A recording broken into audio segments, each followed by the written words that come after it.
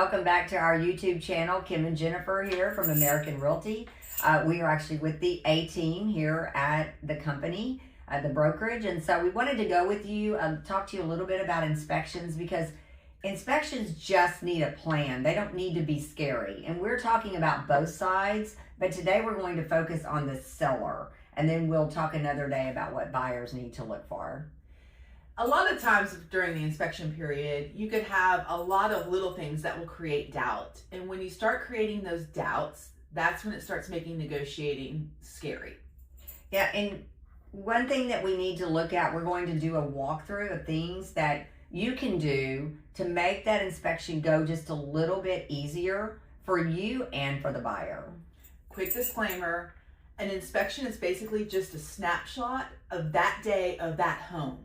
So the condition of that day and the condition of that home. It's not a pass or fail. Right. And you know, the inspection is also put through, when an inspector comes out to your house to do an inspection, they're doing it with a form from the Texas Real Estate Commission.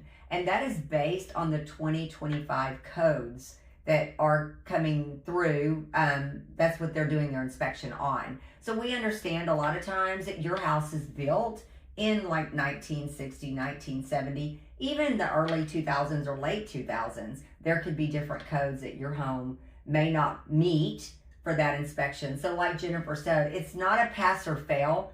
Every house is not going to pass inspection because everything is different. Or maybe a better way to say is every house, no one's going to get 100%. No. If it's a test, you're not getting 100%.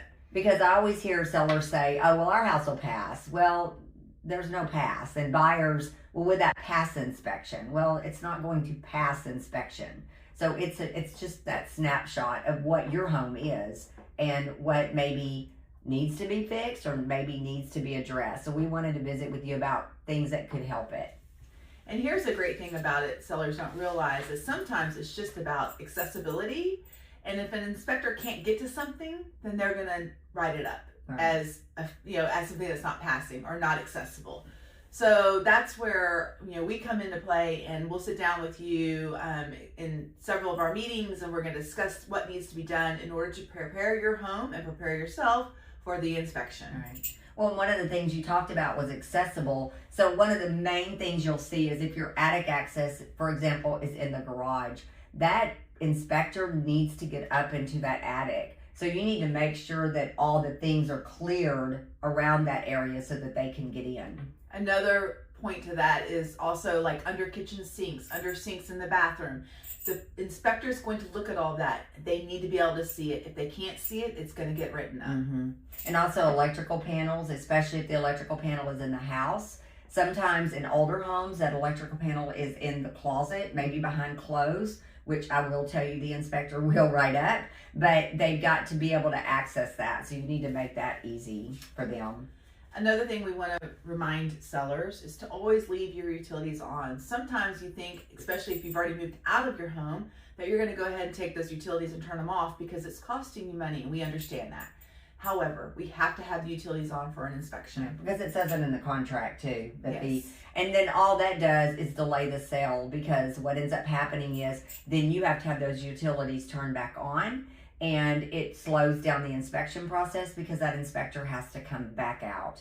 And one of the main things is to think about is your gas, for example. On your gas, if they turn off the gas and the gas company comes out and takes your meter, then now you've got to hire a plumber to come back in and check to make sure that you don't have any leaks or anything. So those can all delay any type of closing that we're trying to do.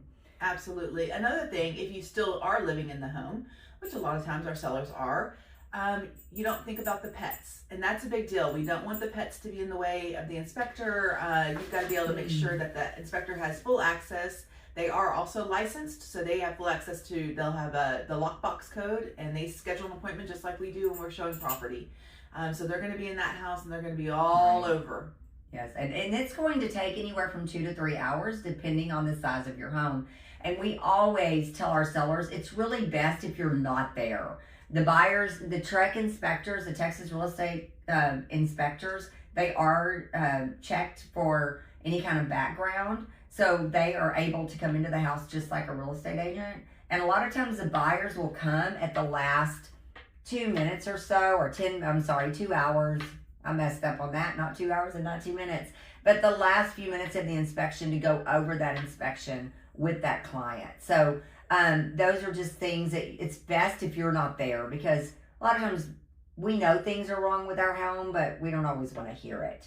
So well, that, and also the inspector will start asking you questions, and we don't want you to get painted into a corner where you feel like you have to not necessarily divulge the truth. We want to be very truthful, but if you're not there, then you don't have to discuss anything, and it just keeps it simple. Right, exactly. So let's start like with the inside of the home. What are some things that the seller can do on the inside of the home to help with the inspection? Some real simple things that a seller can do is make sure all the light bulbs are working.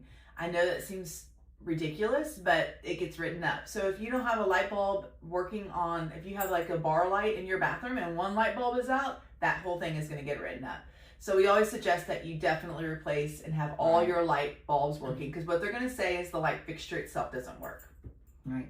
And also going around and checking your electrical outlets to make sure there's plates on each one, and making sure that that's just, because that can be written up as a safety issue. Yes. And even just making sure that, I know I'm guilty of this at times, where you will set your GFCI, it'll switch it off. Mm-hmm. You want to make sure they're all set to where they're working. Right. The other thing that you can check also is your garage sensors, making sure garage sensors are on and that they're working properly, because that's a lot of things that we see. That's one of the main things we see that buyers seem to be concerned about. Most of us are not that concerned about it, but when buyers come in and ask for things, that is going to be normally something they are going to ask for. Another thing that not only inspectors are going to look at, but also appraisers will look at when it's a certain type of a loan, is you want to make sure your smoke detectors have batteries on them and they're operational. And you have smoke detectors. And you have smoke detectors. If you don't have smoke detectors, we would instruct you to put smoke detectors, install them. And the other part would be to, if you have gas, you would need carbon dioxide detectors. Especially carbon monoxide. Yeah, especially if it's a VA loan. The VA appraiser is going to come in and write that up, because I've had that in the past where the carbon monoxide detectors are written up in a VA inspection. So on the inside also, making sure that your filters are clean, and we've talked about this before, but just making sure your registers are clean, that sort of thing. And you could even have the AC serviced. That would even be helpful, because if something comes up on that AC heating unit, we can send them back the receipt and say, we just serviced this. And even pest inspection, for example, making sure there's not any things in your attic that you're not aware of. Those can be sometimes things that are written up. Well, I think anytime you're in the process or you're thinking about selling your home, any invoices that you have regarding the maintenance on your home should be saved. We save it all anyway. We have a file cabinet. We have the old school file cabinet. We save it electronically, and we save it in a file cabinet. Not me. Well, we do that because we seem to move a lot, but that's a whole nother story. Yeah. So, but anytime you've got records like that, and we can go back to that buyer and say, these are the people that we use for this. These are the receipts that we have. It just makes things go by a little easier, because they see that you've loved that home and you've taken care of that home. So let's move to the outside. What's something they can do on the outside? I think a big thing is that we see probably on 99.9% of inspection reports is drainage. They're going to say that your flower beds are too close to the home, and that they're concerned about the drainage. We see that, and unfortunately, that's just how they settle, right? You put mulch in, they settle back towards the house or whatever. So that's a big one that we'll hear, that they have drainage. A lot of times, Kim and I, when we go to look at the house, we will tell you, like, okay, we will say, hey, we need to just fix this.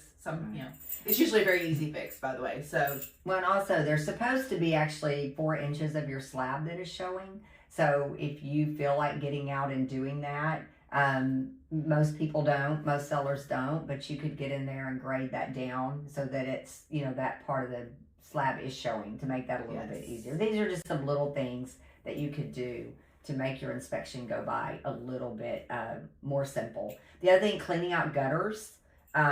making sure the gutters are cleaned out, sweeping off the roof, making sure if there's any water around the house that you've moved that. Adding downspouts to extensions to splash blocks, or that always gets kind of written up as well. So checking loose railing, for example, and also leaky faucets. Go around your house and see if things are leaking. If you've got faucets that are leaking, that's something else that they're going to write at. Loose. Or make sure they're working. And make sure they're working, yes. Because we don't always, like for us, we hardly ever use the tub in the second bathroom.